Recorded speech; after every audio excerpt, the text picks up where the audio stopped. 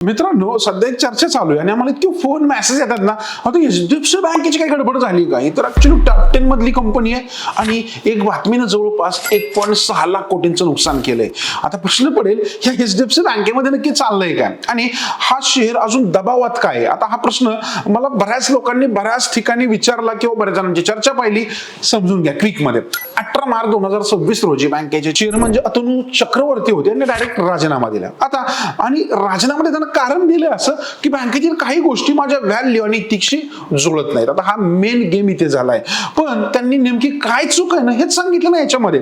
आणि इथून एक भीतीचं वातावरण झालं, कारण एचडीएफसी बँक ही काही साधी सुधी किंवा छोटी बँक नाहीये आणि याचा परिणाम एचडीएफसीच्या स्टॉकवर पाहायला मिळाला. शेअर सुमारे 12% पडला आणि मार्केट कॅप मध्ये जवळपास 1.6 लाख कोटीचं नुकसान झालंय. आता यामुळे इन्व्हेस्टर पण घाबरले, कारण जेव्हा मोठ्या बँकेचे चेअरमन कॉर्पोरेट गव्हर्नन्सवर जर क्वेश्चन रेज करतो तेव्हा काहीतरी सिरियस गडबड आहे सगळ्यांना वाटतं ना. पण यावर बँकेने नेमकं काय केलं, तर बँकेने 3 लॉ फर्मची क्विक नेमणूक केली. त्याचा मेन उद्देश नेमकं काय झालं हे समजून घेणं आणि ट्रस्ट परत मिळवणं हे होतं याच्यामध्ये. दरम्यान आरबीआयने के मिस्त्री यांना एक इंटरिम चेअर म्हणून नेमलं आणि सांगितलं की बँकेची फायनान्शियल पोझिशन अजूनही स्ट्रॉंग आहे. पण हे सगळं झालं तरीही शेअर अजून काही सावरलेलं नाही बरं का. पण त्याच्यामागे काही रिझन्स आहेत, समजून घ्या.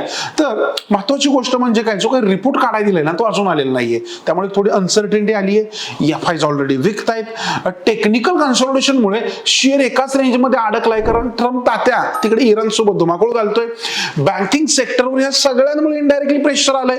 Big investors wait and watch मोडमध्ये आहेत आणि या सगळ्यामुळे या इमेजला थोडा एचडीएफसीचा धक्का बसलाय, म्हणून अशी परिस्थिती दिसते. पण ही एक टॉपची बँक आहे, अजून तरी फंडामेंटल्स मध्ये काही गडबड दिसत नाहीये. बँकेचा बिझनेस अजून तरी स्ट्रॉंग दिसतो याच्यामध्ये. आता पुढे काय होईल हे सगळे आपल्याला वेळच सांगेल. आणि जर काही गडबड दिसली ना तर आपल्या चॅनलवर आम्ही तुम्हाला नक्कीच हे सांगणार आहे. पण तुम्हाला काय वाटतं बरं, एचडीएफसी मध्ये ही डीप बाईंगची अपॉर्च्युनिटी आहे का रिस्क कंडिशन मध्ये येऊन बँक थांबली आहे? तुमचा व्ह्यू काय प्लीज मला कमेंट करून सांगा.